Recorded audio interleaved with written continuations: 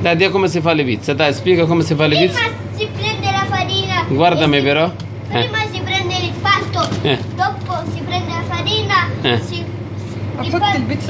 la farina sull'impasto, la rotolate così. Bravo, fai vedere come si fa, dai. Bravo. Fate così, fate veloce. Cambiate, fate così. Bravo. Cambiate. Poi? Dopo mettete così. Poi? Cosate le cose.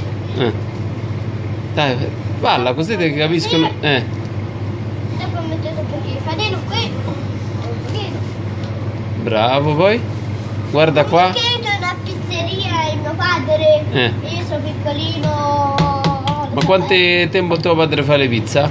In 50 anni. Ma quanti anni c'ha tuo padre? C'ho 42 anni. Ah, ma tu fai il bezzello con papà? Sì, sì.